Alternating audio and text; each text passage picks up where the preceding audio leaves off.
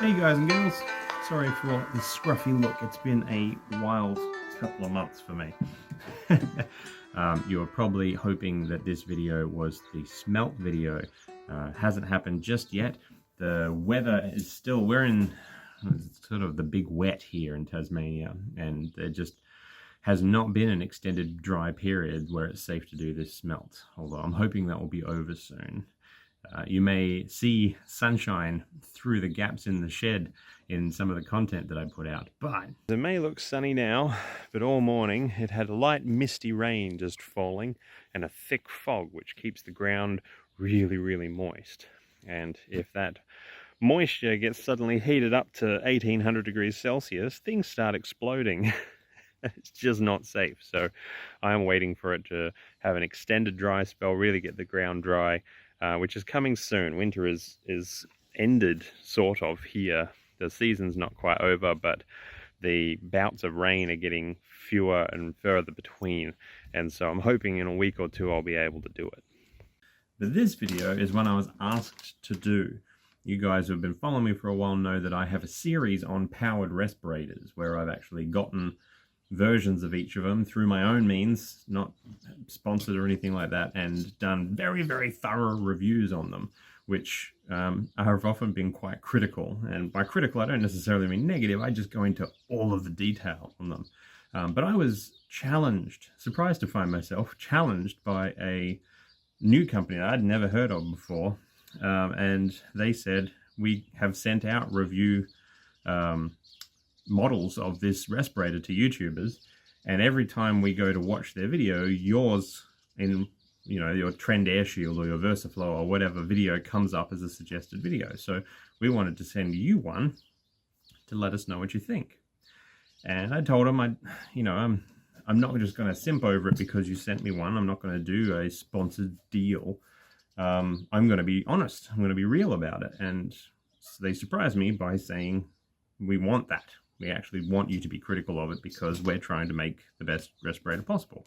And so any negative aspects you can think of are probably going to help us develop it. So they put their money where their mouth is and they sent me one. And I have been using it as my primary respirator for weeks now, under some pretty harsh conditions. So I thought I would give you my thoughts about it. I know past videos of mine have been long, and so for the people that don't have the patience to sit through the full video, the short version is, it's pretty good. I won't lie, it's pretty good. But I do have some pretty severe notes. Would I recommend it? Yes, except if hearing protection is a big deal for you and you're prone to ear infections, so you can't use earplugs. That's the major issue with this. Also, if you don't live in America, it's probably not for you. They're the main two caveats. If you can't use earplugs and you don't live in America, I would not recommend this respirator.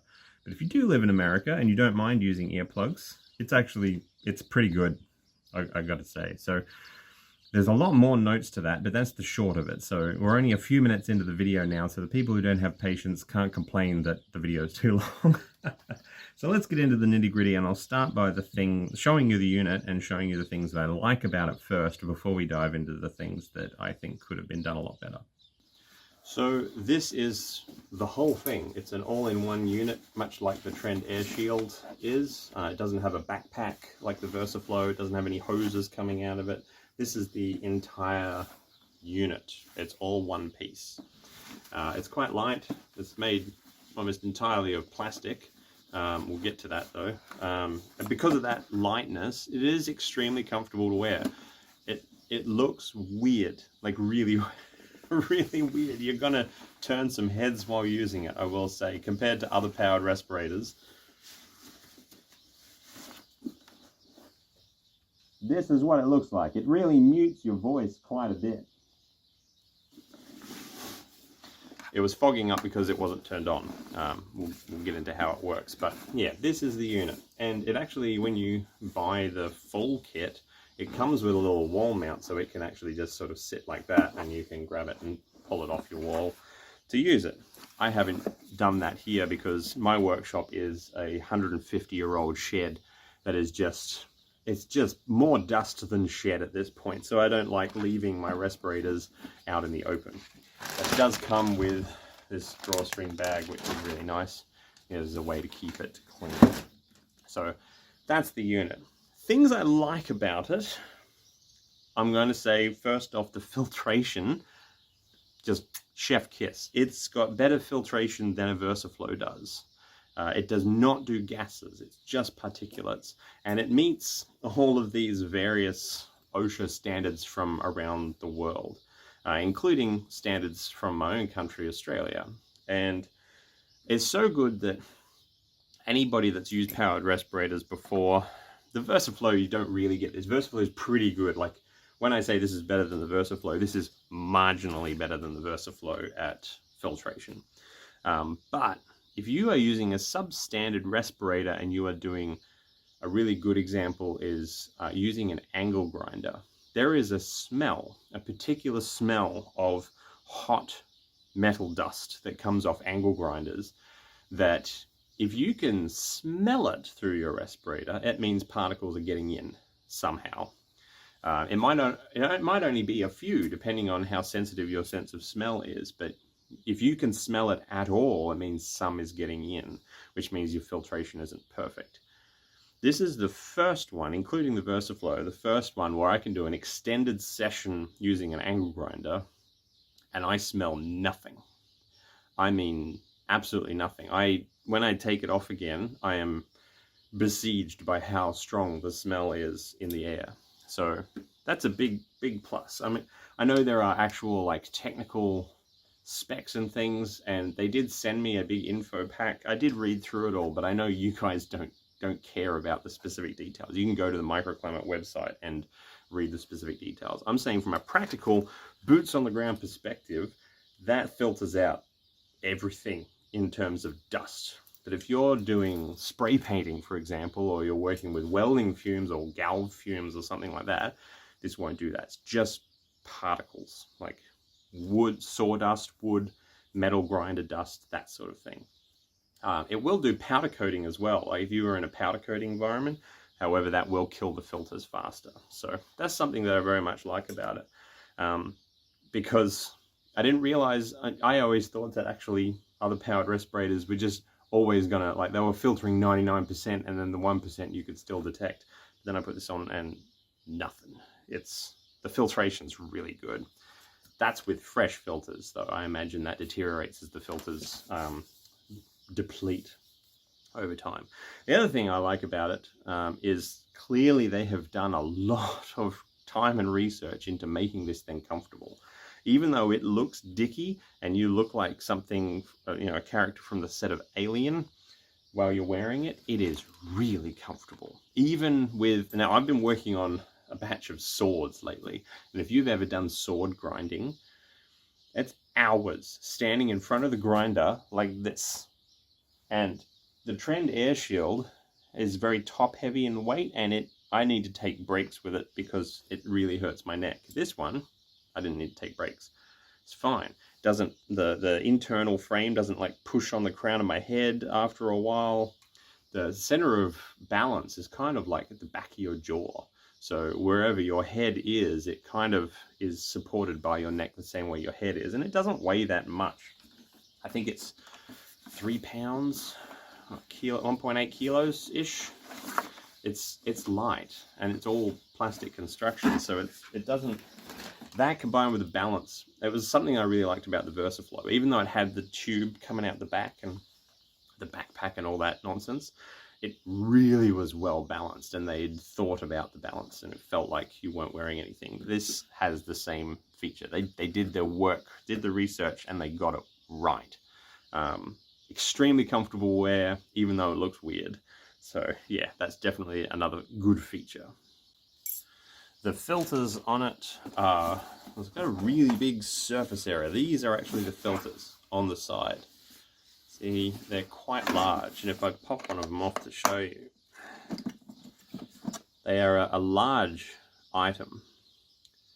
And so there's a lot of mass in here, and they reckon for sort of standard usage, I don't know how you would really determine what standard usage is on an air filter across so many different industries, but standard usage, 6 to 8 months, maybe 6 to 12 if you're doing really light usage. I would say as a safe bet, if you're just doing sort of normie work, about 6 months, maybe 8 months at a stretch, that you get out of them before you have to replace them. Now, these are non-cleanable, and I mean completely non-cleanable. You can't flush them out. You can, if dust has caked on them, you can like tap it out. Can't use compressed air or anything like that to clean them. You can actually damage these filters by doing that. And you need to have 2 on there. And it's got a flow rate alarm in the helmet. Now, this is something, this topic will broach into the negative aspects, which I'm going to get to. I'm just going to get all the positives out of the things I like about it out of the way first. But one of the safety features on it is if the filters have gotten to a point where they're so clogged that they are restricting the amount of airflow going in below a set rate that they want you to have to create that positive pressure environment, an alarm will go off, letting you know. It's like, okay, your filters are too clogged, you need to leave the environment and take this thing off. So in terms, like, imagine if you're powder coating or something like that, or doing something, you don't want the airflow to reduce down until the point where the positive pressure seal is broken and particulates are starting to come in, or worse, you're starting to expel more carbon dioxide than you are taking in air. And then, you know, you will slowly pass out. That's a bad thing. So the alarm on this will stop that happening. And that is actually a positive thing. It's a good thing. But before we get to the problems, there are still more things I like about it, because like I said earlier, I do recommend this. It is good. It's a good respirator. Not good enough to replace my Trend Air Shield as my daily. I will say that. But that's for me personally, and I'll get into that. I know this is rambling, but hear me out. Next thing I like about it, the field of view on this thing, you can kind of see. It's like 180 degrees. While you've got this thing on, and it kind of sits back on your head, so you've got like that much field of view. And that was a problem, I think it was on the VersaFlow. You kind of had this things that are down you couldn't see because the jawline impeded your view. None of that problem with this. You don't even see any bezel in your field of view. It's very, very open. And for safety reasons, especially if you're in a cramped workshop like mine, where you need to sort of watch where you step, or if you've got pets in your workshop, which really, if you're grinding and things, you shouldn't, but, you know, people do. You want to be able to watch where you step, and this lets you do that, and I really like that. It is a big positive. It's part of the goofy look. I don't mind the goofy look, because look at me, I look goofy, but the part of the goofy look actually helps you because your field of view is phenomenal. With that field of view, actually, this material, I could tell you the name of the material, but what's the point? You don't know, you don't recognize chemical names. It's the same stuff as you get safety glasses made of. It's impact resistant. It's the good stuff. It's not just a plastic dome. So this will protect you from flying shards and, you know, shattering angle grinder discs and all the manner of things that you would normally wear safety glasses for. This isn't just a plastic dome. This is safety rated plastic. So that's really good. One other thing that I do really like about it, but once again do have notes on, is the charging system on it. This thing has, they say 8-hour battery life. I've been getting more like 10. However, it is like an 18650 LiPo system in there, and so the more you use it, the lower the capacity is going to be. So after it's been sort of broken in, it'll probably be more like 8 hours. But that's 8 hours of straight work on this, and instead of having to, like, the Trend Air Shield, you can charge it in the helmet. But the reality is, if you do the battery hack that we talked about in that video, you need to take the batteries out to charge them. This one, it's just got a USB-C port on the front, and it doesn't even need a special charger or anything, just any phone charger or something. You want to put out like 2.5 to 3 amps, ideally, to get a good charging rate. You just plug in a USB-C cable, and that's it. Now, it does come with a rubber bung that you can put in there to keep it protected from metal dust. So it does come with one, but it's loose, so it's very easy to lose. That's not really a bad thing. It's not the end of the world, because you can buy like 30 packs of them on eBay for just a few dollars. They're not hard to replace, but it would have been very easy for them to actually have the rubber bung on like a little lanyard or something, so that while it's there, like when you take it off, it just hangs. It would have been very easy for them to do that, but they didn't. It's a separate thing that you just, yeah.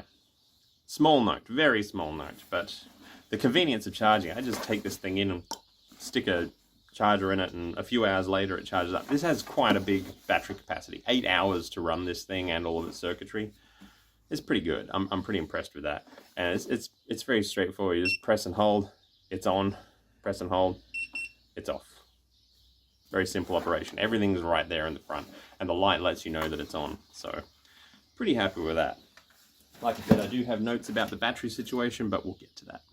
So the actual positive pressure environment that it creates is going to be based on the airflow. So this is something that has confused some other people, because particularly on the Trend Air Shield, it's got the elastic shroud that goes around here. And people say it's elastic, there's going to be gaps, and so particulates will get in.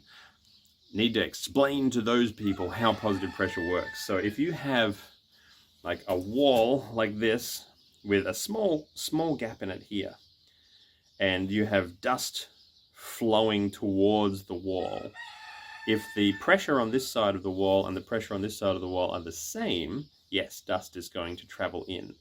But if there's higher pressure here than there is here, then air is going to be jetting out through that hole, blowing away any particulates, and they won't be able to go in. And that's how PAPR respirators work. They are pumping air into the 99% sealed environment around your head, so that all of the small gaps are jetting out air, because the pressure inside is higher than the outside air pressure. And that stops any particulates getting in. That's how they work. And any of the air that gets sucked in to fill the helmet is filtered. And so it just ejects both the filtered air and your carbon dioxide and moisture from your breath and everything out these small vents. And it wants these small vents in there. A good example is the Trend Air Shield, the one that I actually like. You can actually see it's got holes in the shroud. And it's for that reason. It's pushing out air through all of those holes, and it's carrying with that air all of the carbon dioxide that you've breathed out, and moisture in your breath that would otherwise fog it up, make it humid in there, etc., etc. So the amount of air that this pumps into your head space, which it does through this little grill system, which is quite nice, means it's not blowing on your face, which is good in cold environments like where I am. But the amount of airflow matters in a powered respirator. If you don't push, if it doesn't push enough air into the helmet at enough of a flow rate, you're going to feel short of breath, and it's not going to create those jets in the small voids that keep you safe from the outside environment. The amount of airflow from this is better than any of the other ones that I've tested. It's only by a little, but it's significant. Once again, that will decrease though as the filters get more and more full. And then you'll put fresh filters on and your airflow will be maximum again. So that airflow rate is what that sensor and alarm is looking for. Once it dips below a certain amount, this helmet actually knows what that amount, the safe amount is. So once it gets to a point where it's no longer able to create that positive pressure environment, the alarm goes off and it won't work anymore. That's pretty cool. Oh, one question about this. I left my glasses inside because I don't usually use them out here in the workshop. So I'll use these to simulate wearing glasses. This is glasses safe. So if you are somebody who wears eyeglasses, you can actually wear this with them, and you've got plenty of room. However, I have a note about that too. The other one is it beard safe? So I don't have too much of a beard. I keep it pretty short on my face. I've had no problems with it whatsoever. However, I do have a mate who has one of the most glorious beards you will have ever seen. So I'm going to insert a clip here when I see him next. I'm going to take that with me and I'm going to get him to put it on and see how somebody with a very, very large Viking beard handles putting this on and see how beard safe it is. So it fits quite well. You can kind of see it's pushing out the beard under there, and it does, when you're trying to pull the drawstrings closed, it does pinch the beard a little bit. It's hard to, I mean, Adam's beard comes down to like here. It's big, but he's in there. It's just even more fiddly for him to get it on because of the drawstring system. Maybe if it was on the side, it probably wouldn't be a problem instead of at the front. Maybe, but otherwise good. Excellent. Woo! All right, so that's all the things that I really like about it. And yes, there's a lot of things that I really like about it. But as I mentioned in that segment, while I do like it, and I do recommend it, and I think it's a really good respirator, it will not be replacing the Trend Air Shield in my personal situation. That doesn't mean it has to, you know, be the same for your situation. There are certain caveats to using the Microclimate that do not fit my personal needs. Now, the first one is, I live in Australia. The filters that we talked about, the big sort of crescent-shaped filters, come in packs of 2 because you need 2, and they're quite reasonably priced. They're $90 US, $89.95 US, which for a pair of filters that will last you 6 to 8 months for most purposes, that's reasonable. That's very reasonable, especially given, like we talked about, how good they are at filtration. They're really good. But I couldn't find a reseller for them in Australia. And the only shipping option that Microclimate offers, only one, is exorbitant. I can't see any particular reason. I have shipped entire swords from Australia to America, and it's cost me about $70. Swords. But if I'm sending pocket knives, it usually costs me about $40. They want over $120 US to send these filters to me in Australia. I don't know why. It doesn't cost that much to ship. Maybe they're only using a particular courier or something like that. However, what that means is, in order to get new filters for this, anytime I ever want new filters, I need to fork out more than 400 Australian dollars, which is almost as much as the thing itself. It's exorbitant. It's too much. And because of that, I won't be continuing to use it. I'll use it until the filters burn out. And that's kind of it. I'm not going to pay $400 to get a pair of filters. And it's a real issue, especially since when those filters hit capacity, that alarm goes off and it renders the thing unusable. So I would actually prefer, if, and I know this is a choice by the business, but my advice for this situation is, one, get distributors. It's a small company, it's a new company, it may not have distributors yet. It may just be a yet situation. I'm hoping it's just a yet, and I'm willing to give them the benefit of the doubt that it's just a yet situation. But I would, if I were buying this, I would happily pay a little bit more for it to come with a spare set of filters, you know, in a nice Ziploc bag, so you can just stash them away. And when that alarm goes off, it's like, okay, time, take them out, chuck them, put the new ones in, and hit the order button. Because what if that happens? You don't know when that's going to fire off. You might be working away in the middle of a really urgent project, and all of a sudden, what, I've got to wait a month to get new filters? If you're in America, it's probably only going to be a couple of days. That's fine, but not everybody lives in America. What a common theme you'll find with all of the causes, the cons of things that cause me to not want to use this, is comes down to that old saying that no plan survives first contact with the enemy. The realities of boots on the ground use of powered respirators for the common man are very different to strict OSHA requirements that this thing meets. Because that's the thing, this respirator, you can feel the amount of work and research and study that has gone into designing this.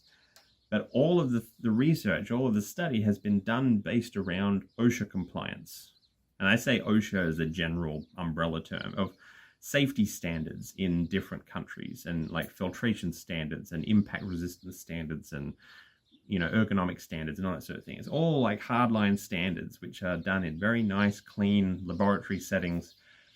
The realities of working in this sort of environment for the home gamer and not OSHA compliant at all. Most home users of this sort of thing aren't following those standards. And so you also, if you're going to do that much research, which once again, I very much applaud them actually doing that much research on that many standards to get this working the way they want. One of the things you have to research is what it's like in this sort of environment, not a factory, not a place where there's government oversight, just a home workshop. It's very, very different. And most of the problems that I'm about to bring up, including, you know, the whole organizing new replacement filters thing, is going to come down to this same problem. The realities of working in a small shop are very different to the realities of working in a nice, neat factory. And one of those things is you're not exactly like writing on each batteries when they put it in and marking a thing on your schedule. It's like order new filters, and you don't do that. You just buy the thing and expect that it's going to work until it doesn't, and then you're like, oh snap, I need to sort this out. But without Australian resellers, I can't afford to fork out $400 for a pair of filters. That's crazy. But if you're in America, I'm sure the postage is quite reasonable. And like I said, the price of the filters itself, $90 US for a pair of filters of that quality, very reasonable. But getting them overseas, it's unreasonable. Quick interjection from editing Alex here. I did see this as a serious enough problem to reach out to them for comment while making this video. And they got back to me really quickly and said that, yeah, there's no resellers in Australia, but it is something that they're actively working on. It's a new product to market, and they are really pushing at the moment to try and get redistributors around the world as much as possible. So if you're not in America, maybe hold off and keep checking, because it is a good unit, but without locally accessible spares, it will be financially ruinous for you to use it, potentially. I don't know what sort of spare cash you have. $400 may not be a big deal for you, but it is for me. But yeah, stay tuned. They're working on it. So this next one is probably the first downside that I noticed with it, and ironically it was probably the thing that put me off the most about it, and I saw it before I even got the thing.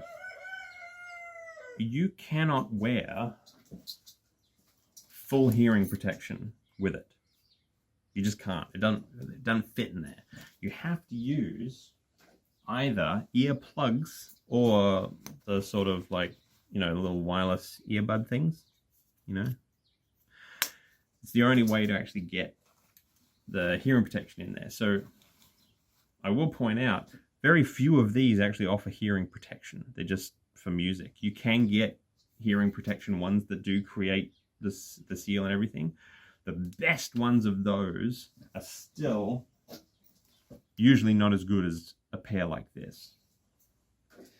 If you're in a small shop like this, you're using power tools. It's very noisy, and not everybody cares about their hearing. But once again, Trend Air Shield, you can mount full-on 3M hearing protection to it. And you might be thinking, Alex, what's the big deal? Just use earplugs like everyone else. Unfortunately, while earplugs do a really good job of hearing protection, there's like 1 in 6 people get ear infections from anything that goes in their ear, like earplugs or earbuds or anything like that. And I'm one of them.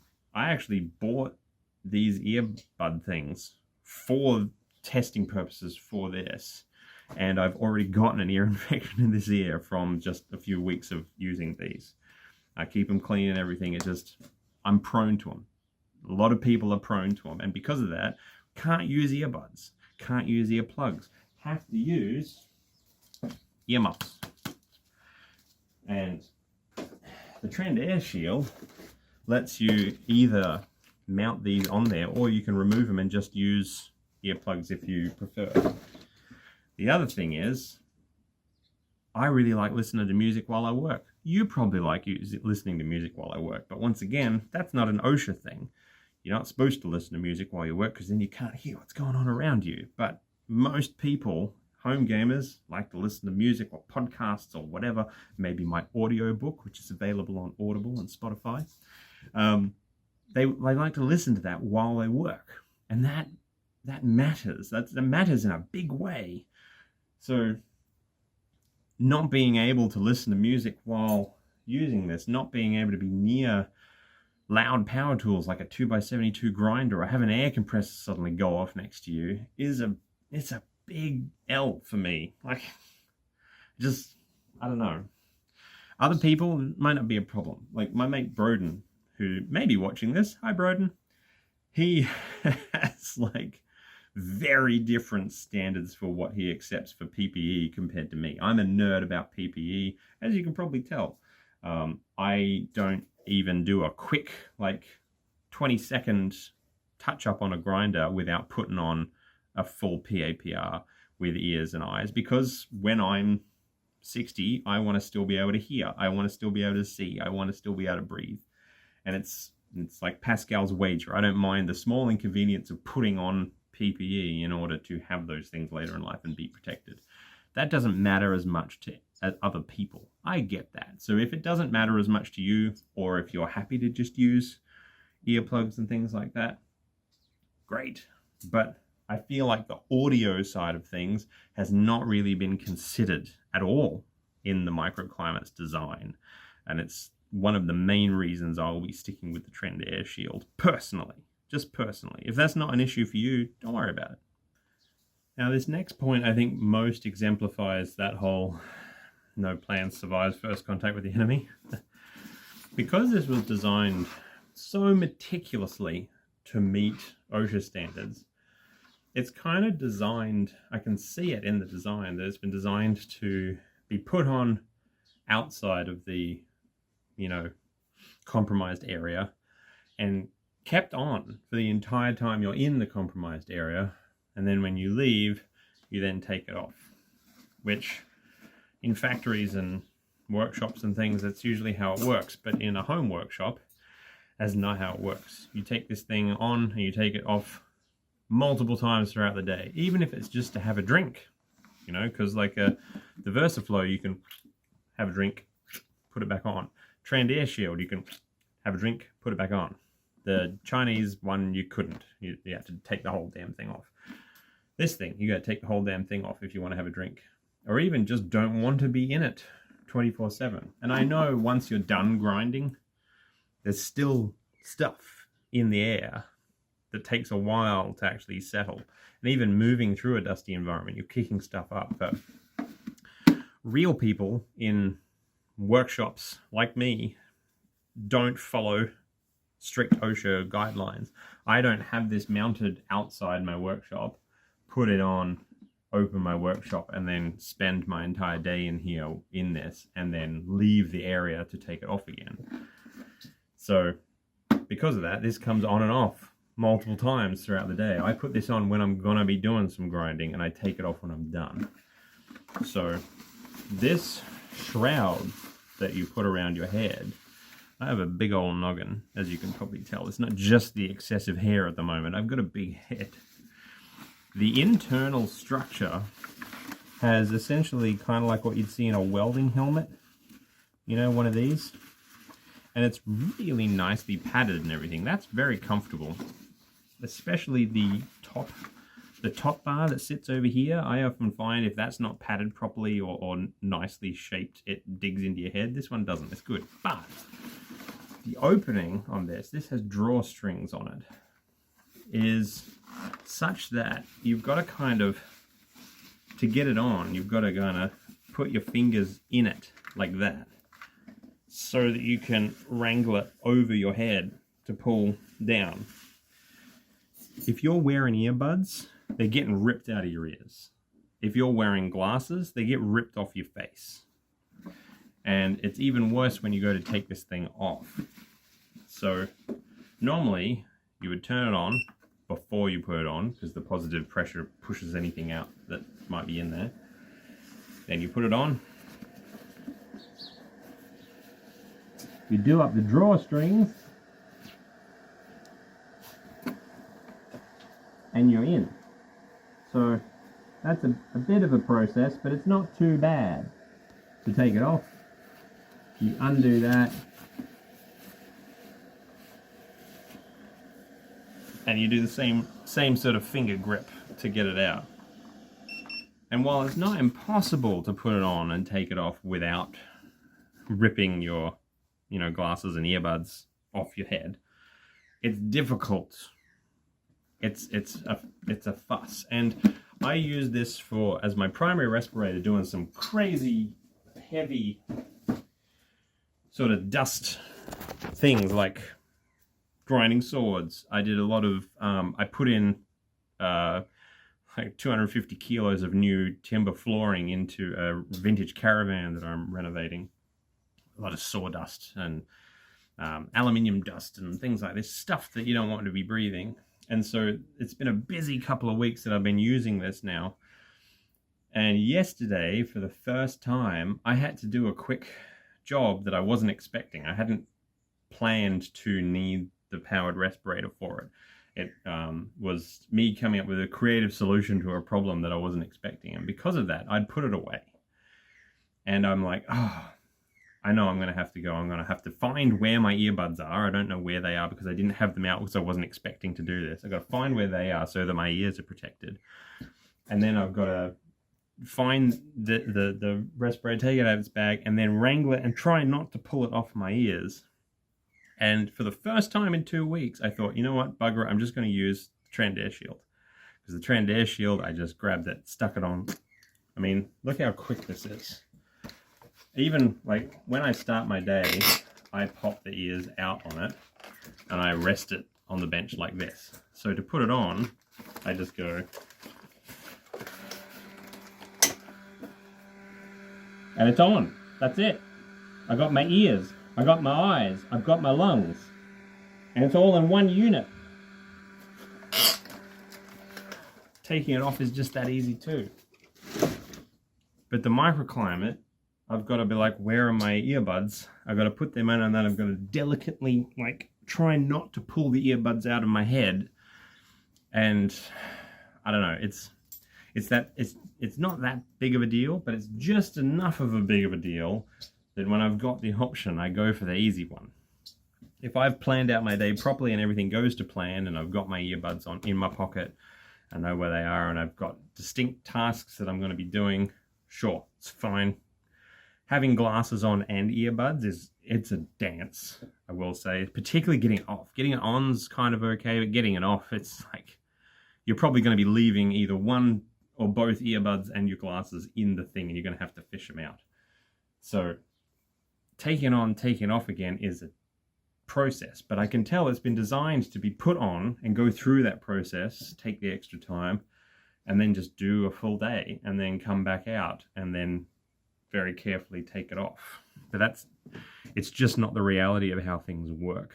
So is it probably worth taking the extra time for the added protection that it gives compared to the Trend Air Shield? Probably. It probably is. But I'm impatient, and most people are impatient, especially if you're tired and it's been a long day, or you're rushing because, we're usually in a hurry all the time. And the Trend Air Shield's air filtration is orders of magnitude weaker than the Microclimate. The Microclimate's filtering is just, it's perfect. As perfect as you could want it to be. The Trend Air Shield's it's not great. It's good. It's better than a lot of other things, but it's compared to the Microclimate, Trend Air Shield's filtering is garbage. But the convenience of the Trend Air Shield is just, it's an all-in-one unit. Eyes, ears, lungs, in one thing that you can put on, I don't know, time it. You grab it, you put it on. As you close it, it turns on. and your ears pop into place. It's on. Taking it off's even faster. That's convenience. And I've got my Bluetooth in there. I put 3M ears on that as part of my modifications to it. I got Bluetooth as well, so not only am I fully protected, I'm entertained and I'm ready to just go to work. It's not as comfortable as the Microclimate at all. Not even close. Microclimate's super comfortable. Trend Air Shield, not as comfortable. Filtration's not as good, but that convenience is miles different, and that's, I don't know, it's a big factor for me. It might not be for you. So the next thing I wanted to talk about was the batteries. Now, this isn't a deal breaker by any stretch. It's a negative very slightly, and frankly, for most of you, this really isn't going to be a problem. I'm only mentioning it for the sake of thoroughness, and even guys from Microclimate who are watching this, if you watch it, I'm not even mad about it. I'm just bringing it up as a note more than anything. It's by default in the negative pile. So how this works is your shroud, not shroud, they call this thing the shroud, which took me a while to figure out. I thought this was the shroud. But the faceplate, you can see, is held on the side by these clips. Those clips are actually part of the batteries, the filters, I'm sorry. So if I pop off filter 1, and then I pop off filter 2, I can now essentially just lift off this. Right? That's how easily replaceable this is, by the way. And they sell replacement ones of these. So, super easy.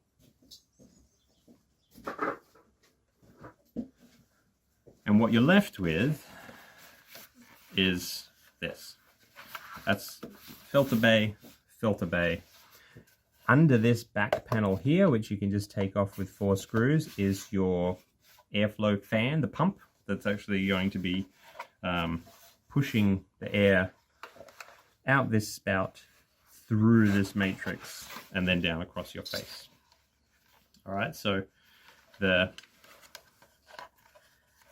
air reaches the pump through these. So it's pretty cool.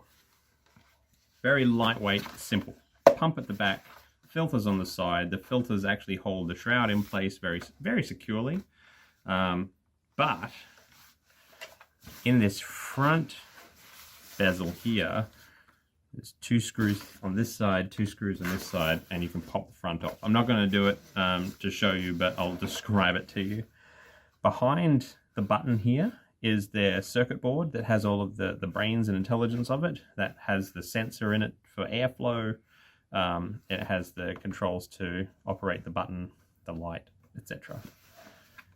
Here and here, a pairs of what look to me like 18650 batteries. You can look those up there. 3.7 volt, usually lithium polymer, lithium ion batteries, depending on the make and model that you get, with decent capacity. It looks like a thick boy AA that has good capacity. They're very common in electronics, which means that if you open this up yourself, you can replace the batteries. They are not, if you are handy with even basic electronics, you could replace these batteries if you needed to. With off-the-shelf components, not even like proprietary components, just off-the-shelf stuff that's pretty cheap. You can get decent 18650 batteries because there's a lot of knockoffs. You can get decent ones for about $17, $18 each. So you need to get 4 to replace them. But they're not designed to be replaced for the average person. The official standpoint of Microclimate is if your batteries go bad, send the unit back to us and we'll do it. Which is fair. You don't really want to be playing around with lithium ion unless you've got some, you know, at least basic electrical engineering skills under your belt. That, to me, is a bit of an issue, just because I'm all for like the right to repair movement. And I'm not necessarily saying that they don't want you doing it yourself. I can see why their official stance would be don't do it yourself, because if you aren't experienced with that sort of thing, it could get tricky. It's not. It's basic common sense, but, you know, just in case. So there's not really much reason that you couldn't have had like a swappable battery pack in it. This device here is an example of what I mean. So from what I can see, the limited amount that I can see, the Microclimate uses these batteries, 18650s. But even if they use just something similar to this would still work. You can just buy these as an off-the-shelf product, but instead they've got 2 packs of 2 of these in there that are bound together like this and soldered in wires that then go into the device. But instead you could actually have battery bays like this and not have to change the charging circuitry, not have to change the wiring. You just have something like this inside there. So if the batteries fail in the unit, the user doesn't have to ship the item back to you. They can just buy new ones of these and take the old ones out, pop the new ones in, and call it good. It's a very small, simple difference, but it makes it user fixable instead of having to return to the manufacturer. But to be honest, I'm like I said, I'm only raising this for the sake of being thorough. What they've done and how they've constructed this, using 18650 batteries, provided they used good quality ones. I haven't done testing to see if they've used good quality ones, but everything else about this is quite good quality, so I have no reason to believe that they would be bad quality. The lifetime and capacity of those batteries is super high and super reliable, so really, for many years of use, you shouldn't have to replace the batteries. This is just in the event that there is a fault, which can happen. And it's more from the perspective, like, I'm sure if you're in America, it's fine, but here in Tasmania, if I had to send this back and get them to send it back to me again, it'd be a nightmare. If getting a pair of filters is $400, I can't imagine what this would be. So, yeah, it's not great. But as a bonus pro, which I really do like, really do like, and I really wish every other powered respirator on the planet did this, but Microclimate does it. If your batteries die, or like they go flat, you can actually have like a battery bank in your pocket with a USB-C cable, plug it in, and use this while it's charging. That's huge. That means even if the batteries do, you know, wet the bed and you need to get them replaced, you could still keep using this by just plugging the USB-C into a battery pack that's in your pocket, deal with having a cable there, and you could actually use this, continue to use it.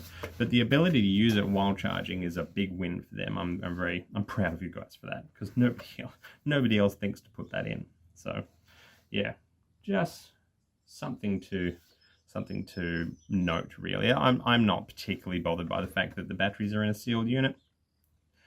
It might be a problem for you. It wouldn't be too much extra manufacturing to make that an actual removable battery pack. I'm just saying. Okay, final section is just notes. They're not necessarily good, they're not necessarily bad. They're just notes.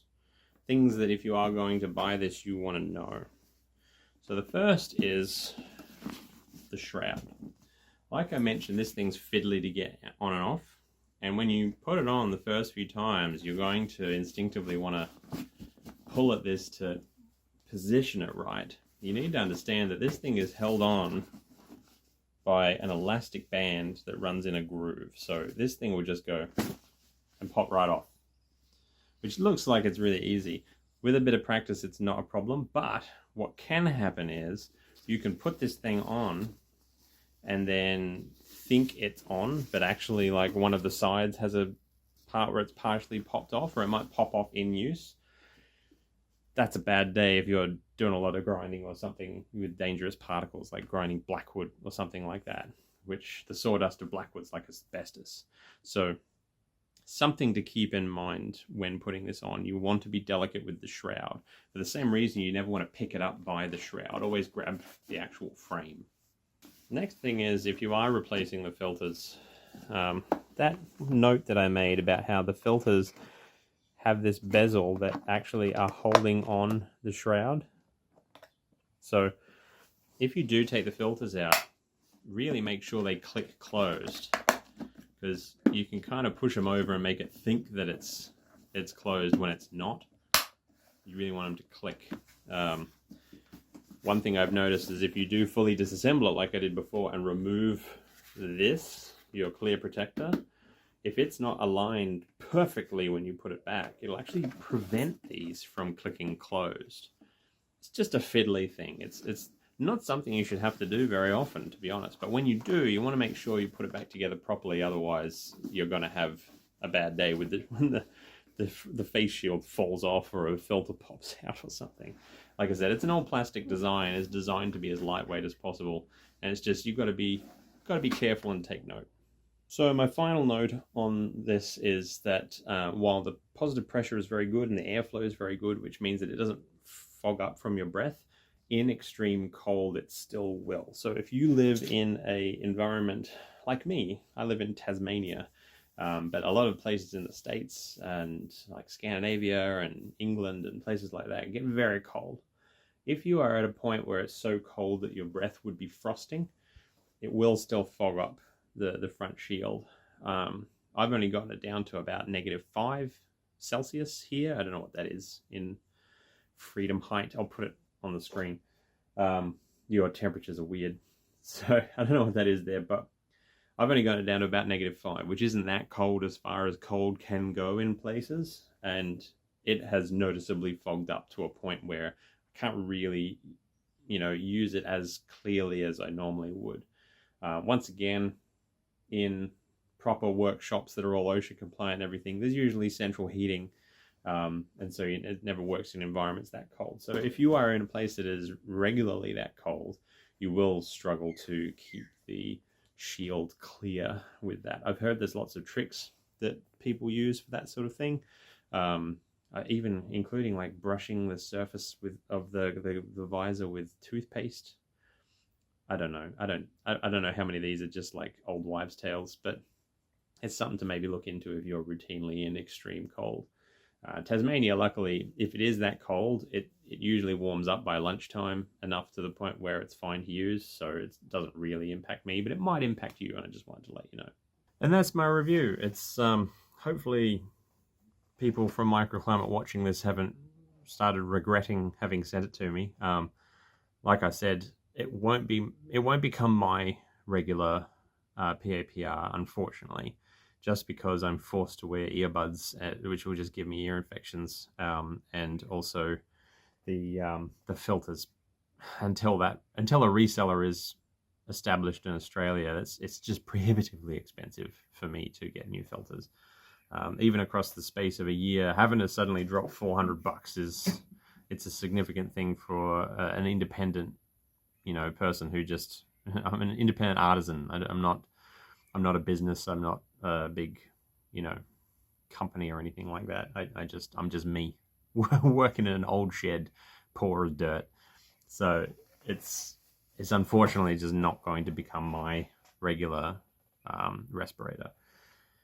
That being said, that doesn't mean I don't recommend it. If you are in America where you have access to the spare parts, and if you are not prone to ear infections and are less persnickety about your hearing protection than I am, it really is excellent. It's extremely comfortable to wear. Like I'm shocked at how comfortable it is. It's light, it's balanced well, it filters phenomenally. It's just not suited to my specific needs. And whether or not those needs are your needs is going to be up to you. Most people aren't going to be as picky about hearing protection. Most people that are going to be their customers are probably going to be in America. And if that's the case, yeah, I absolutely recommend it. It is genuinely thoughtfully made product. It's well researched, well designed, and affordable. I haven't actually mentioned that yet. For what it is and what it does, they have kept the price very, very low and reasonable for what it is. And it's really nicely presented. It feels like opening an iPhone. You know how they take the extra time with the packaging? It's nicely presented. It's good. But yeah, unfortunately not for me. But For you, probably, yeah, absolutely. So hopefully that has been illuminating. Hopefully that anyone from Microclimate who has watched this has found it valuable. But yeah, that's all I've got to say about it. If I end up having more notes, or maybe if Microclimate reaches out to me, then and we have a discussion about it, I might do a follow-up video about it. But I'll tell you what, I would love a powered respirator manufacturer to reach out to me and say, hey, we want to involve you in the design of our new powered respirator. I really feel like if we were to take elements of all of the ones that are available and merge them, we could make the perfect powered respirator. I mean, perfect powered respirator.